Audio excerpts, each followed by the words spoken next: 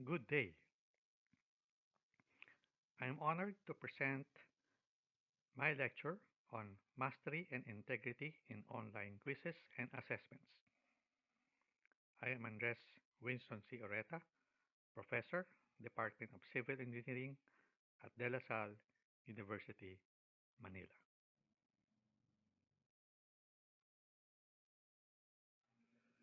The general framework of my presentation focuses on addressing issues on the mastery of the subject matter and integrity in online quizzes and assessments. As educators, our main objective is to help students achieve the course learning outcomes so that they become successful engineers in the future. The general outline of my presentation is as follows. First, student feedback on online quizzes. Second, tools for online quizzes. Third, I will share my experience on online assessment. And finally, some tips from online resources.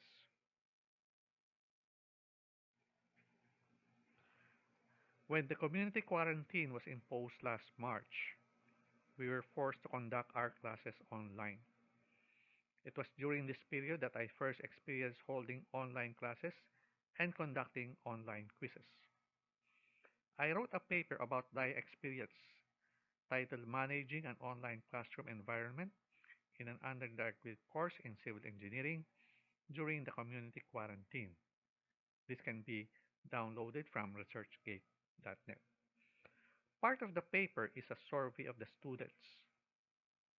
One of the questions is between online quiz and classroom quiz, which do you prefer? The students' response is almost even, almost 50-50 for online and classroom quiz. The next question and the response is more interesting. Which mode is more effective in assessing the mastery and understanding of the course? Surprisingly, more than 80% of the students responded classroom quiz. Students say that in a classroom quiz, they are forced to memorize formulas and study more to be really prepared compared to an online quiz where they are free to open notes. Less preparation may lead to less mastery. Hence, it can be said that students recognize that mastery of the subject matter may be compromised in an online quiz. Another question in the survey was, do they check their notes during the online quiz and why? About 80% responded sometimes and 12% said never. The reasons for checking their notes include the problem may be similar to my notes, to verify if I use the correct formula, to follow the procedure in my notes and guide me in solving the problem, or to review the notes since I don't know how to solve the problem.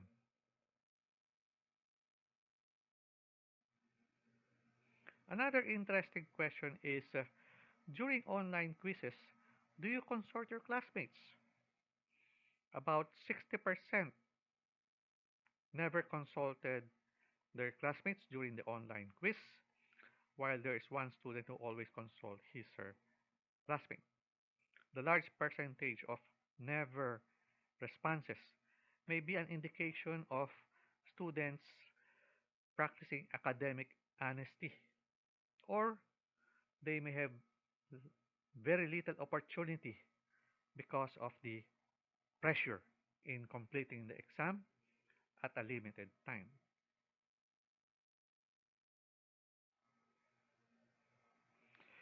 Lessons from the online experience can be summarized in this slide. The challenge, basically, is how to design and conduct quizzes and assessments in an open environment where the students achieve independently, mastery of the subject matter, and learning outcomes. Four strategies are listed here. Online quizzes, how to design online quizzes that minimizes student consultation or cheating and less opening of notes and textbooks. Authentic assessment, how to design individual or group authentic assessments that lead to mastery of the subject matter. Open-ended problems, how to design problems that require research and higher levels of thinking skills like analyzing, synthesizing, and creating, not just solving problems with straightforward or cookbook solutions. And finally, group learning activities, how to design group learning activities that promote interaction among students and with the faculty that leads to better understanding of the subject matter. What are some of the tools for creating online quizzes? In Google Form, you can design quizzes with various types of possible answers, from short answers, paragraph, multiple choice, check boxes, drop down, or even file uploads. Shown here are two examples of questions created using Google Form. You can insert images in the questions and design multiple choice questions, or you can use checkbox questions.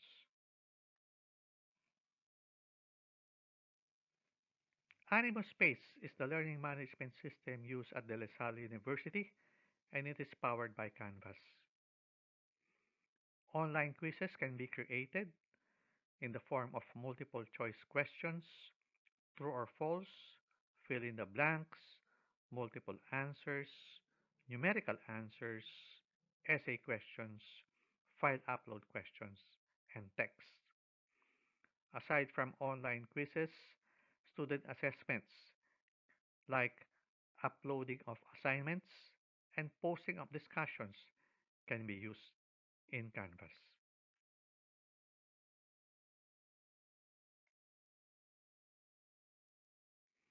So how can you use online quizzes to improve your online teaching and learning? Use online quizzes to enhance mastery of the course. I believe that the first step for students to master the course is to understand the syllabus. Hence, I suggest that in the first week of your classes after the orientation and presentation of the syllabus, post a syllabus quiz to ensure that the key concepts of the course and the requirements are understood by the students. Knowledge check and practice quiz are also effective in enhancing the students' learning. Conduct knowledge check quizzes either before or after a lecture. Practice quizzes are also useful since students become familiar on how online quizzes are conducted and also serve as a review before an actual quiz.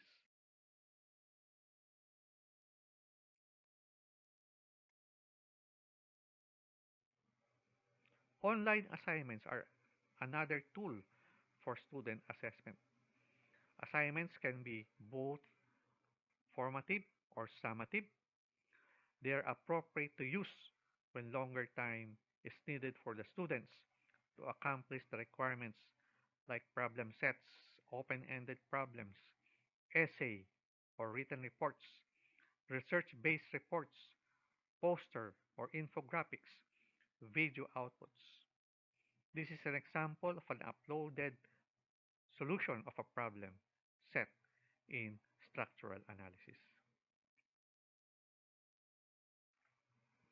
A discussion is an effective tool to create an environment for engaging the students with the teacher and their classmates in learning a specific topic. In a discussion, the teacher posts a question or a problem, and the students post the replies which can be read by other students. The teacher reacts to the replies, and students learn from the replies from the teacher and their classmates. This is an example of a posted question or problem in trust analysis, and this is one of the replies of a student.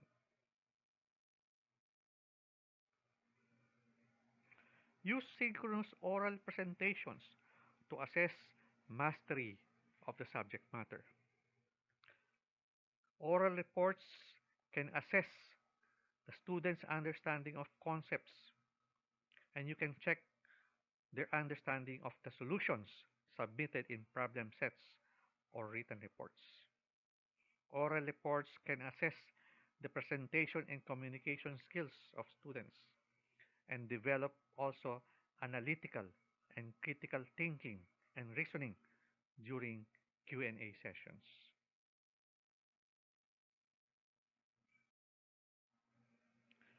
In an online quiz, you can design objective, multiple choice, or checkbox and true or false questions that develop analytical and critical thinking by asking concept questions like these examples: trust analysis, problem on stability and determinacy, and basic concepts on assumptions in analyzing trusts using a checkbox question.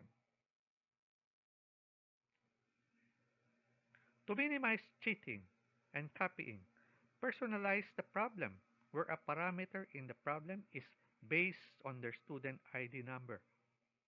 Of course, the challenge here is the checking of papers.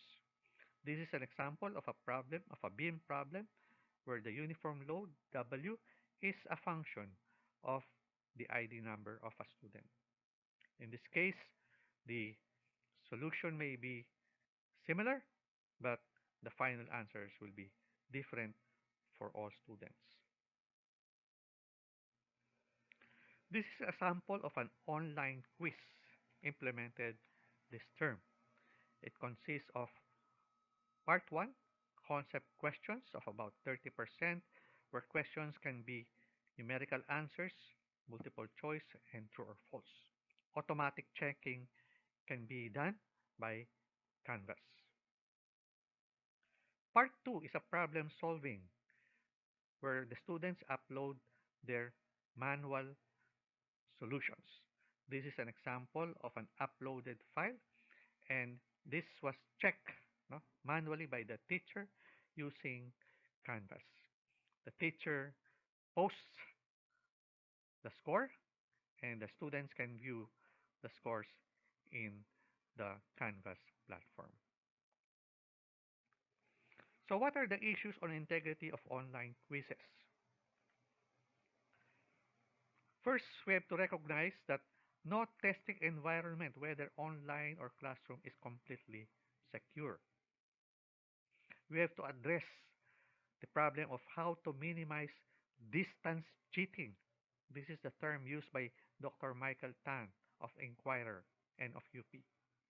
Such examples of cheating can be, of course, copying from classmates. Other people may assist the student in the answering of the questions, and other people and not the student completes the quiz. Number 3, we have to adapt to an open environment, which may be a new normal. And we must recognize that students can open notes, books, and use online tools, easy to search in the internet. So you have to design quizzes where the use of open tools can be reduced. Like you can design a problem where instead of using numerical values, you use variables.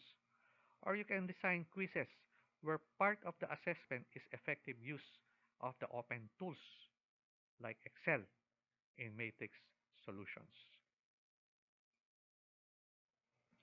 Some tips from references on online Quizzes is summarized here.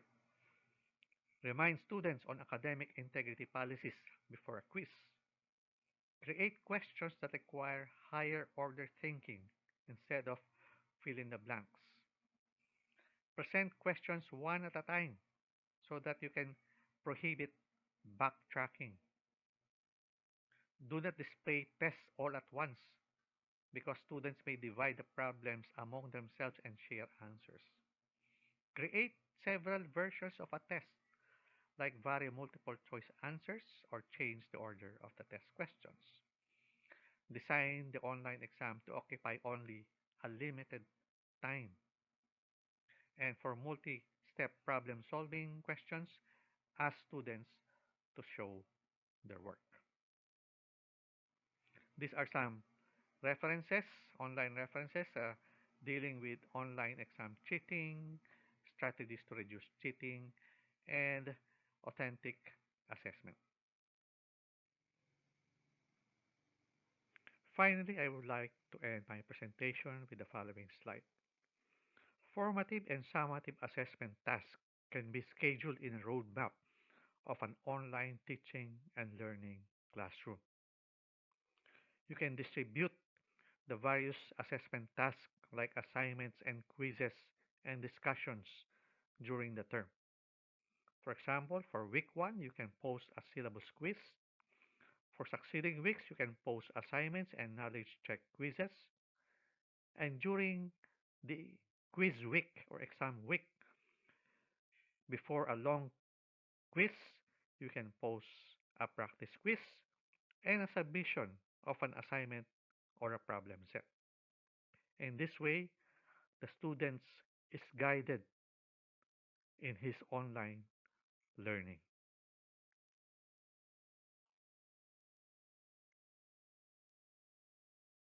Thank you very much for your attention.